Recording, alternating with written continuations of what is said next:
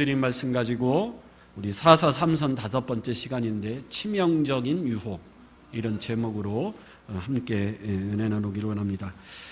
오늘 16장인데 15장 마지막 절 20절은 이렇게 끝을 맺고 있죠. 우리 15장 20절 한번 같이 읽어보겠습니다. 4장 15장 20절 시작. 블레셋 사람이 이때에 삼손이 이스라엘의 사사로 20년 동안 지냈더라. 우리가 지난 시간 살펴봤죠. 나귀턱뼈 하나로 블레셋 군인 1000명을 죽이고 20절 결론입니다. 블레셋 사람이 이때에 삼손이 이스라엘의 사사로 20년 동안 지냈더라. 그리고 오늘 16장으로 넘어오는데, 그렇다면 당연히 16장의 말씀에는 뭐가 기록돼야 옳죠? 사사 삼손이 블레셋과의 전쟁을 위해서 많은 이스라엘 백성들을 모아 싸워 승리했다든지, 아니면 하나님을 떠나 우상을 섬기고 있는 이스라엘 백성들에게 하나님의 뜻을 전하고 우상을 섬기는 이스라엘 백성들로 하여금 다시 돌이켜 하나님을 섬기게 하는 일을 삼손이 사사로 있는 동안 했다. 이렇게 기록이 돼야 정상적이고 상식적인데, 오늘 16장 1절에는 뭐라고 시작하죠? 삼손이 가사라고 하는 지방으로 내려가 한 기생집에 들어갔다. 너무 실망스러운 말씀이 16장 1절에 기록되고 있습니다. 근데 오늘 보면 4절밖에 안 되는 구절이지만 우리가 성경을 읽을 때 이 구절에 반복되는 단어가 뭘까? 이게 반복이 된다라는 것은 중요한 거죠. 오늘 특별히 2절, 3절에 반복되는 단어가 하나 나오는데 무슨 단어가 반복이 되죠? 밤이라는 단어가 4번 반복돼서 나옵니다. 2절에 보면 밤새도록 성문에 매복하고 밤새도록 조용히 하며, 3절에 밤중까지 누웠다가 그 밤중에 일어나. 4번 밤이라는 단어가 반복해서 등장을 합니다. 삼손이 밤에 기생의 집에 들어갔다라는 거죠. 근데 블레셋 사람들이 그 삼손을 죽이려고 그 밤중에 모략을 꾸몄다 그럽니다. 어떤 모략이죠? 삼손이 기생과 함께 밤새도록 즐기면 지칠 것인데 그때 삼손을 죽여야 되겠다. 그래서 밤새도록 블레셋 사람이 매복해 있었다 그럽니다. 근데 그 밤중에 삼손이 일어나 다시 한번 괴력을 발휘함으로 블레셋 사람의 계획이 수폭으로 돌아갔다. 이제 그 말씀이 오늘 말씀인데, 여러분, 밤의 이미지가 있죠. 밤은 낮과 대조적인 이미지를 가지고 있습니다. 낮은 긍정의 이미지를 가지고 있다면 밤은 부정의 이미지를 가지고 있죠. 낮은 질서와 희망을 상징한다면 밤은 무질서와 파괴와 두려움을 상징합니다. 여러분, 이 세상은 낮과 밤이 공존하고 있죠.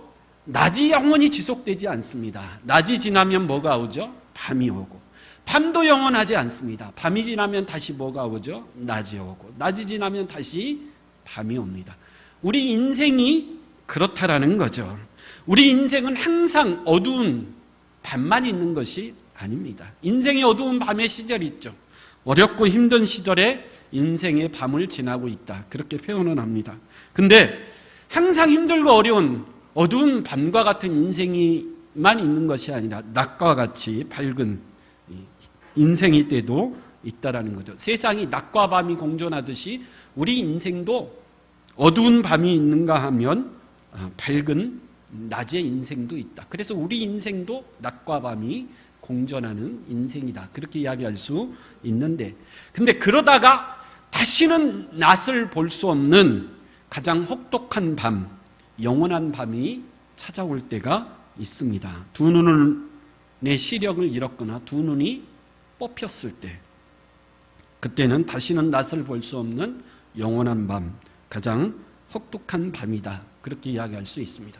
그럼 오늘 16장 서두에 이렇게 밤의 이미지를 강조하는 것은 16장 맨 마지막 후반부에 있는 21절의 말씀을 보여주기 위해서죠. 우리 16장 21절 한번 읽어보겠습니다.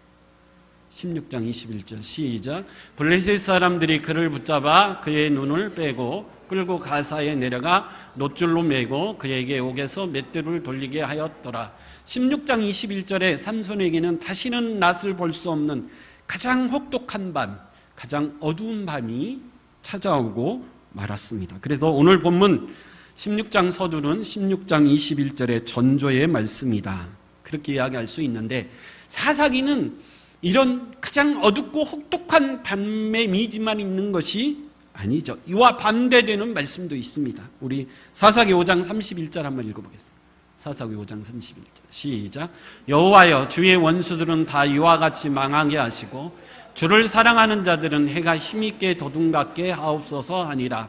그 땅이 40년 동안 평안하였더라. 여러분, 우리의 인생이 혹독한 밤만 지속이 되는 그런 인생이 아니라 오늘 본문에 나와 있는 해가 힘있게 도둑 같은 그런 환하게 빛나는 인생이 되기를 간절히 축원합니다. 어쨌든 오늘 본문에 보면 두 명의 여인이 등장을 하죠. 1절부터 3절까지는 기생이라는 여인이 등장하고 4절부터는 그 유명한 들릴라라고 하는 여인이 등장을 합니다. 오늘 1절에 삼손이 가사, 블레셋의 가사 지방이라고 하는 곳에 가서 한 기생의 집에 들어갔다. 그렇게 이야기하는데, 여러분, 왜 삼손이 기생의 집에 들어갔을까요? 그 이유에 대해서 성경학자들은 두 가지 이론이 첨예하게 대립을 합니다. 첫 번째 해석은 뭐냐면, 삼손이 블레셋을 치기 위한 다시 한번 계략적 일이었다라는 거죠. 다시 한번 결혼 작전을 통해서 블레셋을 치기 위한 작전이었다라는 겁니다. 15장에서 삼손이 나귀턱뼈 하나로 블레셋 1000명을 죽였지만 16장에 넘어와서 여전히 삼손을 따르는 이스라엘 백성들이 아무도 없었습니다. 한 명도 없었다라는 거죠. 15장에서 자신을 묶어 블레셋에 넘긴 유다 지파의 장로들, 이스라엘의 지도자들을 보면 좀 이해할 수 있습니다. 당시 이스라엘 백성들은 누구도 블레셋과 싸우기를 원하지 아니했습니다. 물론 그들이 40년 동안 이스라엘을 통치하고 다스리고 압제했지만 이스라엘 백성들은 철저히 노예 근성에 사로잡혀서 안일함에 빠져 있었습니다. 그 누구도 블레셋과의 전쟁을 원하지 않고 오히려 삼손을 붙잡아 블레셋에 팔아넘기는, 그래서 삼손 입장에서 보면 아무도 이스라엘 백성들을 믿을 수 없었겠죠. 그래서 16장에 여전히 삼손은 홀로 싸우고 있습니다. 오늘 가사라고 하는 것은 유다에서 가장 멀리 떨어진 애굽에 가까운 변방 지역입니다. 그래서 삼손이 사는 곳과 너무 먼 곳이기 때문에 블레셋 가사 사람들은 아직 삼손에 대해서 모르고 있었을 것입니다. 그래서 삼손이 가사라는 곳에, 자기를 아무도 모르는 곳에 다시 가서 지난번에 했던 작전과 비슷하게 한 번 더 일을 해보려고 한 거죠. 그래서 결혼작전 2, 기생작전이라고 부를 수 있을 것입니다. 삼손을 모르죠. 기생의 집에 들어가서 사람들, 블레셋 사람들과 어울리다 보면 시비가 생길 수 있고, 그것을 빌미로 한 번 더 블레셋을 치려고 하는 삼손의 계략이었다라는 거죠. 근데 이렇게 해석하는 것을 잘못 해석했다, 그게 아니다, 이제 그렇게 또 해석하는 사람이 있죠. 왜냐하면 삼손이 사사로서 지금 해야 될 가장 중요한 일은 기생집에 들어가서 또 다른 트집을 잡아 블레셋 사람을 치려고 하는 것보다는 이스라엘 백성들의 지도자들과의 불신, 그것을 해소하고 관계를 빨리 회복시켜서, 서로 불만이 있더라고 하더라도 삼손은 사사니까 이스라엘 백성들의 지도자들과 마음을, 뜻을 서로 힘을 합쳐서 이스라엘 백성들을 블레셋에 구원하고 진심으로 하나님을 섬기는 백성으로 부흥시키는 일이 사사로서 삼손에게 가장 중요한 일이었다라는 거죠.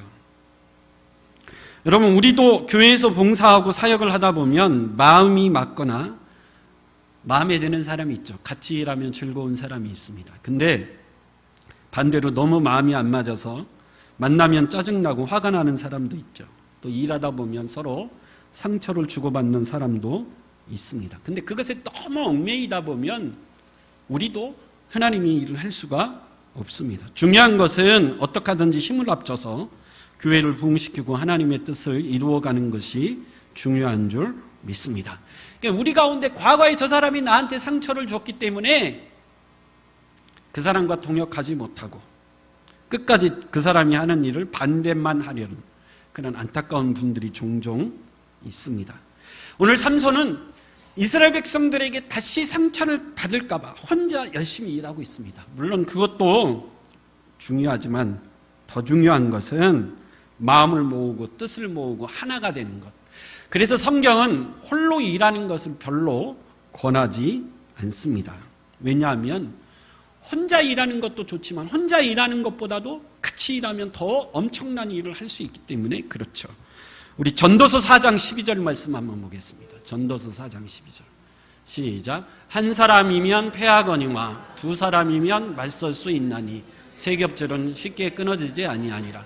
한 사람보다는 두 사람이 낫고 두 사람보다는 세 사람이 낫다라는 거죠.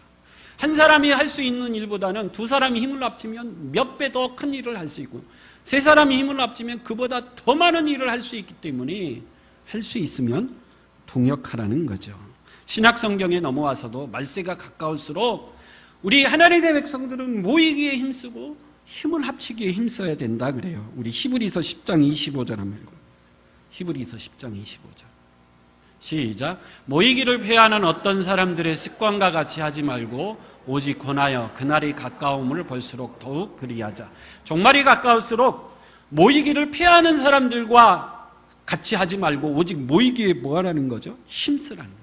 같이 동역하고 한마음이 되기 위하여 힘을 모으라는 거죠. 그래서 사도행전 2장 46절에 보면 날마다 모이기에 힘썼더니 하나님께서 날마다 구원받는 사람들을 더하셨다. 그렇게 기록하고 있습니다.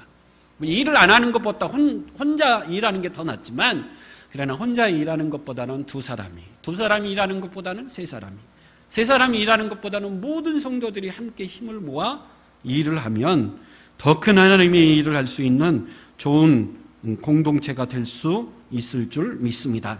그래서 오늘 삼손이 해야 될 일은 그렇게 홀로 일하는 것이 아니라 어떻게 하든지 이스라엘 백성들의 마음을 모으고 이스라엘 백성들의 지도자들과 뜻을 같이 해서 블레셋을 쳐 무찌르고 무대한 하나님의 나라를 가나안 땅에 다시 한번 세우는 것이 그가 해야 될 일인데 그렇지 않고 가사까지 아주 먼 곳으로 가서 기생집에 들어갔다라는 것은 여러분 그 기생과 즐기고 술을 마시기 위해서 갔을 가능성이 높다라는 해석이죠. 삼손은 사사입니다. 거기다가 나시린이죠. 기생집에 들어가서 술 먹고 즐기는 것 사사로서 해서될 일이도 아니고 특별히 나시린으로서는 더 해서도 될 일이 아니죠.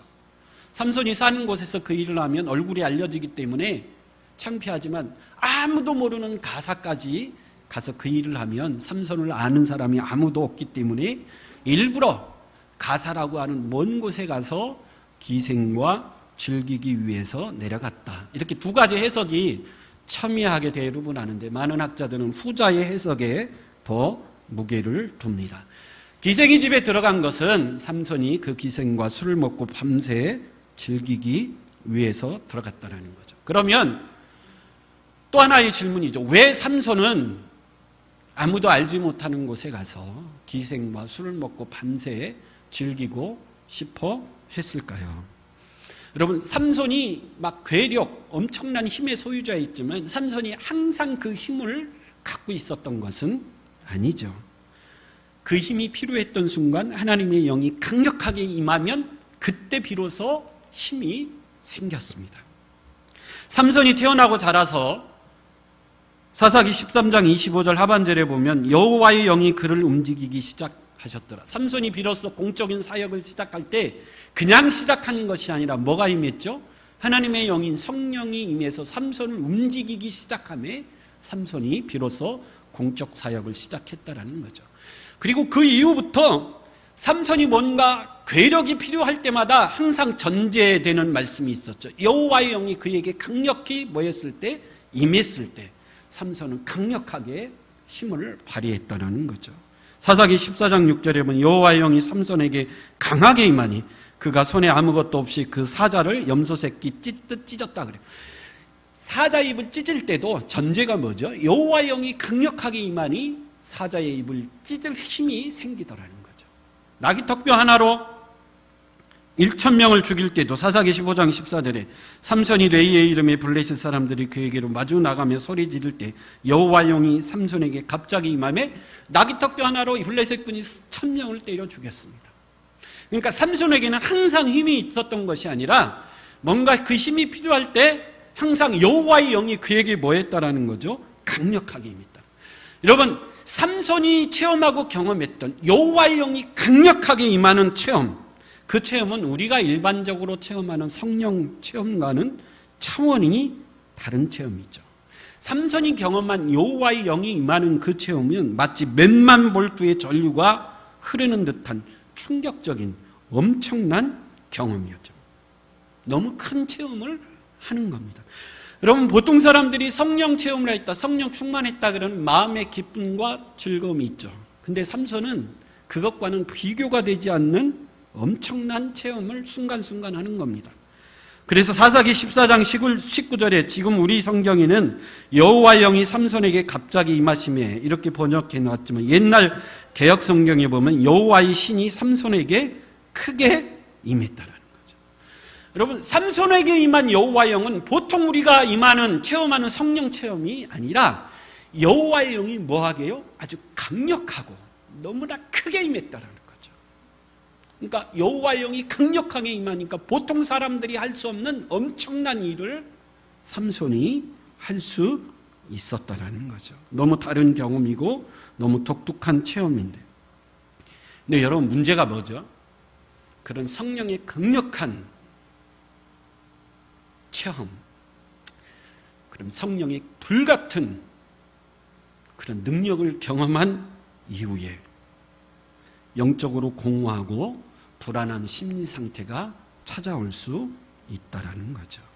성경에 많은 믿음의 사람들이 이런 체험과 경험을 합니다. 대표적으로 열왕기상에 등장하는 엘리야 선지자를 보면 이해할 수 있습니다. 엘리야도 엄청난 일을 하죠.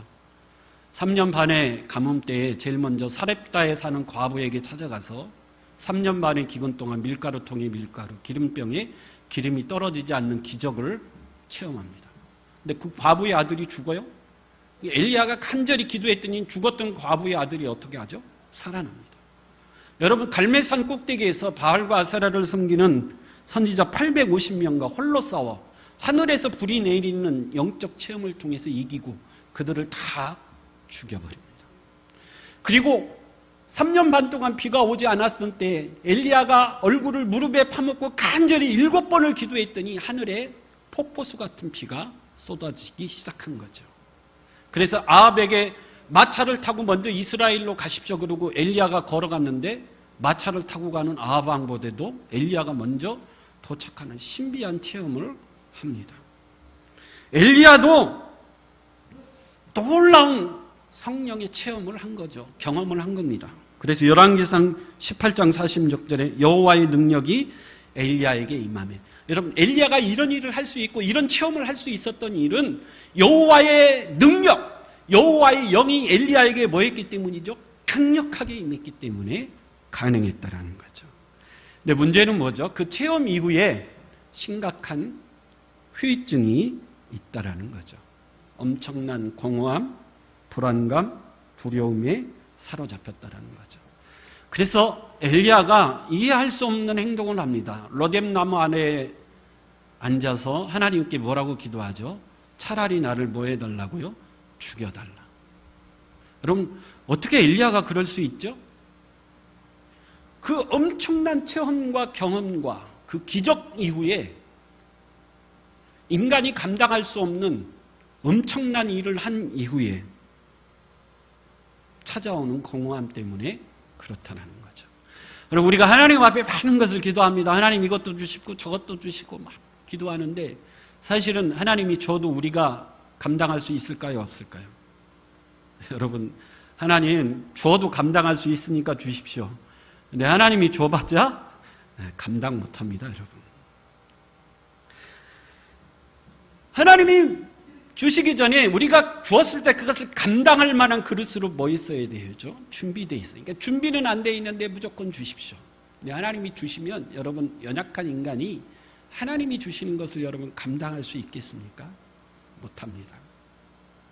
여러분 엘리야는 오늘 본문에 나오는 삼손은 그 누구도 감당할 수 없는 놀랍고 신비한 강력한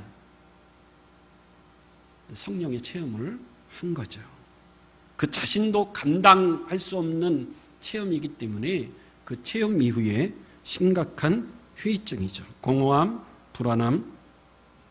근데 여러분 이런 것들이 찾아왔을 때 보통은 인간적인 방법으로 그 공허함을 달래보려고 합니다. 어떤 사람은 막 음식을 폭식하거나 또 스포츠에 집착하거나 이런 식으로 그런 공허함과 불안함을 달래보려고 하죠. 제가 신학교 다닐 때 기숙사에 있었는데 제가 한번 얘기한 적이 있죠. 금요일부터 주말 사역이 시작이 됩니다. 금요일 저녁 9시부터 철야 예배. 그때는 진짜 뭐죠? 철야 예배. 저녁 9시부터 토요일 새벽까지 8시간을 꼭 쉬지 않고 기도하고 예배드리고 예배하고 기도드리고 엄청난 거죠. 원색적인 철야 예배죠. 여러분 우리 교회도 한번 해볼까요? 저녁 9시부터 그 다음날 새벽 5시까지 엄청난 거였죠. 그러면 이제 5시에 끝나고 기숙사 가서 잠깐 눈을 붙이고 12시에 다시 나와서 토요일 날 오후 2시에 중고등부 예배가 있으니까 중고등부 예배를 드리고 저녁 7시에 청년 예배가 있으니까 청년 예배를 드리고 근데 교회에서 자죠. 주일날 새벽 5시에 일어나서 새벽 예배 드리고 9시에 주일학교 예배 드리고 11시에 주일날 예배 드리고 오후 2시에 다시 주일학교 예배 한 번 더 드리고 11시에 저녁 예배 드리고 그리고 여러분 기숙사에 다시 들어오면 주일날 저녁 11시쯤 돼요. 그러면 여러분 마음에 뭐가 가득하죠? 공허함이 가득합니다. 그래서 육신은 피곤한데 잠이 안 와요.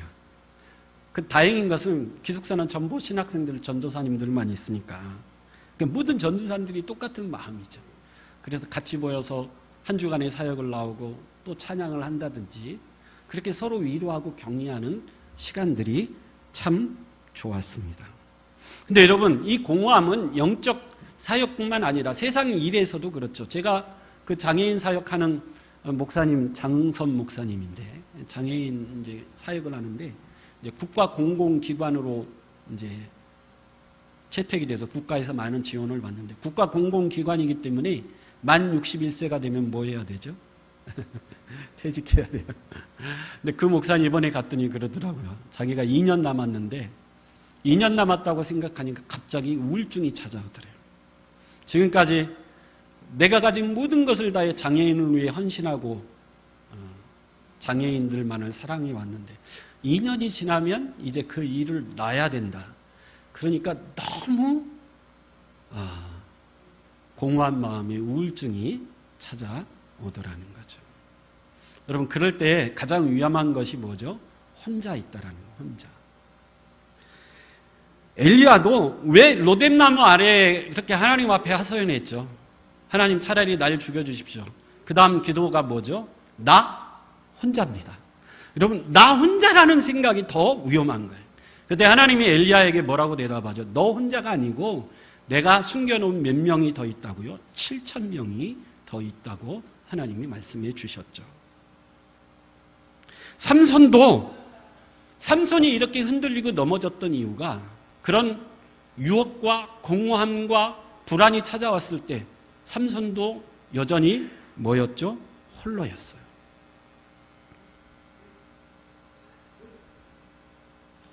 엘리야는 그래도 혼자였지만 누구에게 무릎 꿇고 나아간 거죠? 하나님 앞에 나아가서 부르짖은 거죠. 하나님 마음이 공허합니다. 불안합니다. 어떻게 하면 좋습니까? 죽이든지 살리든지. 하나님 앞에 하소연했을 때 하나님이 들으시고 엘리야를 회복시키시는데 여러분 영적으로 힘들고 어렵고 공허하고 두려움이 찾아왔을 때 하나님의 회복의 방법이 뭐죠? 더 기도하고 예배하라고 그랬나요? 아니요. 잘 먹고 뭐해라? 잘 쉬어라. 그게 하나님의 치유의 방법이었습니다. 까마귀를 통해서 먼저 엘리야에게 뭐 한 거죠? 잘 먹이시고 그리고 깊은 잠에 빠지게 하신 거죠. 잘 먹고 일단 뭐 해라? 잘 쉬어라. 여러분 삼손도 하나님 앞에 엘리야처럼 나아가서 부르짖었다면 하나님 내 마음이 왜 이런지 모르겠습니다. 하나님 어떻게 하면 좋을까요? 엘리야처럼 이것저것 생각 안 나면 하나님 차라리 날 뭐 하라고요? 죽이든지 살리든지 그렇게 하나님 앞에 나아갔다면 하나님이 삼손을 치유하고 다시 일으켜 주셨을 것입니다. 근데 삼손이 선택한 방법은 기생집에 들어가서 밤새 그 기생과 함께 뭐 하는 거죠? 즐기는 거죠. 근데 이 소식을 블레셋 사람들이 뭐 한 거죠? 들은 거죠. 그래서 삼손이 밤새 기생과 술에 빠져 즐기다 보면 힘이 빠졌을 텐데 그러면 그때 삼손을 잡아 죽여야 되겠다.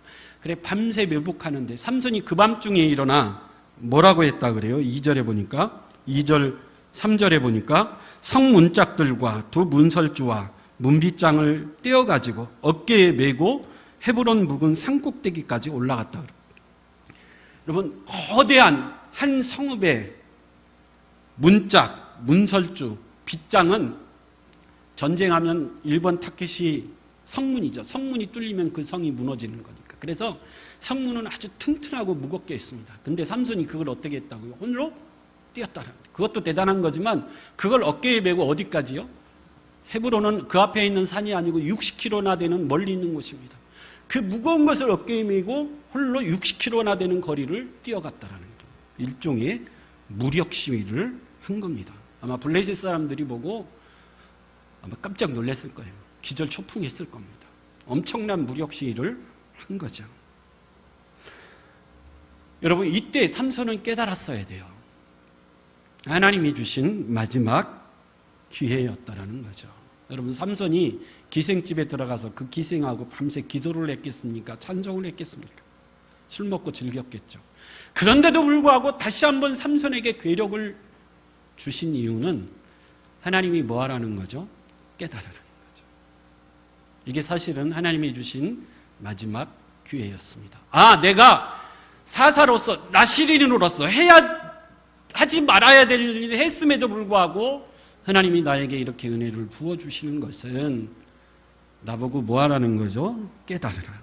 회개하고 엘리야처럼 하나님 앞에 돌아오라는 하나님의 사인이라는 것을 깨달았어야 되는데 엘리야는 깨닫지 못했습니다. 근데 여러분 사단은 집요합니다. 사단은 우리의 약점이 무엇인지를 누구보다 잘 알아요. 사단이 보기에 삼손의 가장 큰 약점은 뭐죠? 여자였어요. 그래서 4절에 보면 삼손에게 가장 치명적인 유혹이 다시 등장합니다. 누구죠? 들릴라라고 하는 여인을 통해서 사단이 아주 치명적으로 삼손을 무너뜨리기 위한 마지막 유혹을 하는 것을 볼 수가 있습니다. 여러분 우리에게도 다 그런 약점이 있습니다. 근데 성경은 그런 약점을 많은 공동체 앞에서 뭐하라 그러죠? 고백하고 얘기하라 그래요. 그래서 여러분 나는 좀 성격이 좀 모났는데 내가 예수 믿고 참 좋아지려고 노력을 해. 많이 좋아졌는데 아직 주님을 닮으려면 멀었어. 나는 성격이 왜 이런지 몰라. 이렇게 고백하고 얘기하면 그건 사단의 치명적인 유혹이 될까요? 안 될까요? 안 되죠. 왜? 나도 알고 다 아니까. 근데 여러분 내 안에 꼭꼭 숨겨놓은 치명적인 약점이 있습니다. 아무도 모르는 나만이 아는 약점.